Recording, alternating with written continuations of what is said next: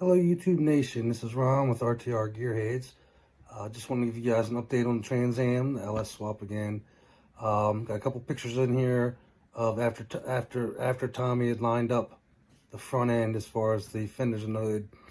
Still got a little bit of work to do on that this week. Hopefully he makes it over Wednesday and we're able to tweak a little more and actually get the gaps nice and perfect and be able to bolt the inner fenders back up also. Also have a couple videos in here, a couple clips in here of the Intellitronics that I'm putting in there. For right now, we only have the voltmeter and the fuel gauge hooked up. When I got the Intellitronics dash, went to open it up, pulled it out of the static bag, and there's two buttons on there, not the ones for the clock, but there's one under the speedometer and one under the odometer. One of them was bent over and the other one was broke off.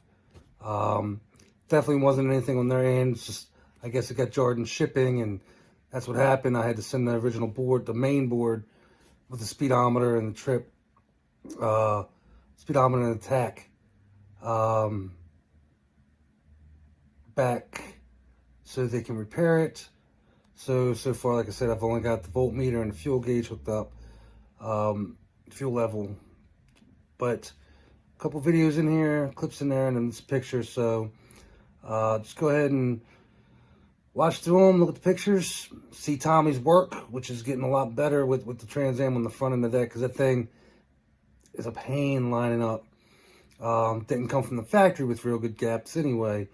By the time Tommy gets done, it'll have better gaps than it did when it left the factory. And still have to fix exhaust. You'll see that in the picture, in one of the clips. But go ahead and watch and let us know what you think. Thanks for watching.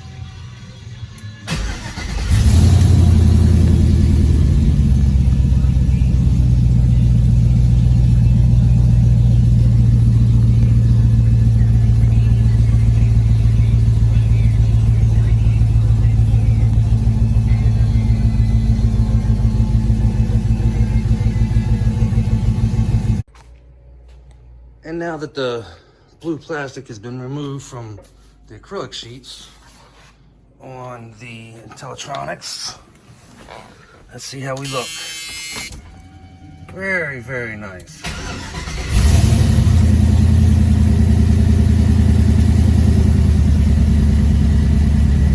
Fuel should be right around 25%. And in the meantime, I had to send back the main dash. Two of the buttons on it looked like they were damaged in shipping. But as of right now, I've got all my gauges working. When the Intellitronics sends the main board back, I'll go ahead and just swap the wire over for the temp sensor, and I've got their required temp sensor also installed in the motor already. Right now it's running off of 3-wire temp sensor, GM1 for the LS, and the oil pressure I will go ahead and change out to theirs also once it gets sent back to me. But it's pretty nice. I just wish that I realized I was supposed to peel off the plastic on the acrylic. Well, just wanted to update you guys real quick. So we're also about to jack up the rear, possibly, because the exhaust the way it is left the left side sitting down way low because it came out of its mount, the little rubber hanger. So, alright, we're on with RTR. Just want to update you guys real quick, and thanks for watching.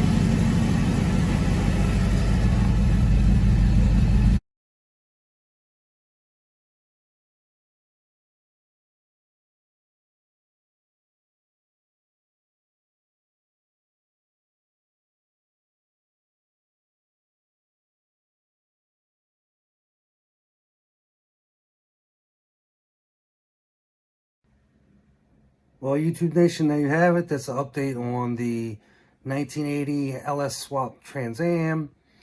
Go ahead and hit the like button, subscribe. Thank you guys that and girls that watch and have subscribed. We're up to 129 subscribers now, so I definitely want to thank you guys and girls for taking the time to subscribe.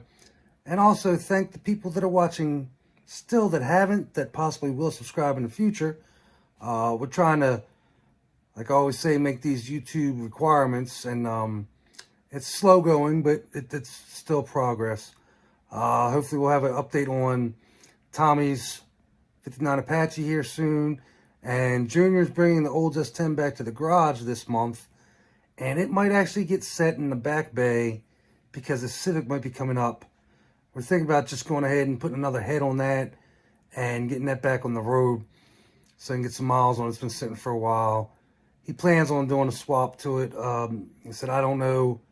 I can't remember exactly which swap he was talking about possibly doing, but for right now, he just wants to get it back on the road and drive, which is getting ahead on it. So he'd be able to tell you more about that when he pulls it up front. We'll make sure we have him get a video up letting you guys know what it is, what it was, and his possible future outlook for it. But the 2003 Wrangler, still waiting to coordinate to get that brought up to the garage to put the motor in it. Might actually have a BMW on soon doing a water pump and thermostat. It's oh goodness, it's a E90, I think it is. It's a 2011 335xi. It's got the 3-liter in it, twin turbo. The water pump and thermostat are divorced from the motor, but they're a real pain to get. They're good, I think they say, for 80,000 miles, because BMW in their infinite wisdom made the thermostat housing and the water pump out of plastic. I'm gonna do that BMW's got, I think it's like 110, 120,000 miles on it. This will actually be the third time that water pump's been replaced, and there is a company that makes an updated, upgraded water pump with a metal housing versus a plastic housing. What other ones? The Harley we might be working on shortly. The 1990 that I had some information on here before, and still possibly might have that CBR. That one there will be, it's been in storage for a while and running through and catching it up on maintenance, and supposedly it also has a coolant leak that we'll be trying to troubleshoot. And that might actually end up being one of my bikes. Go ahead, like I said again, thanks for watching. Thanks for supporting the channel. Those that watched and haven't subscribed yet, please hit that subscribe button. It lets us know that we're in the right direction, and the videos that we're putting up here actually do interest you guys and you do want to watch them. Also, send us some recommendations. If there's some videos, you know, with the projects that we have, if there's some videos that you'd like us to possibly make subject and get up, we can also try to make that happen. But again, this is Ron from RTR Gearheads. Thanks for watching.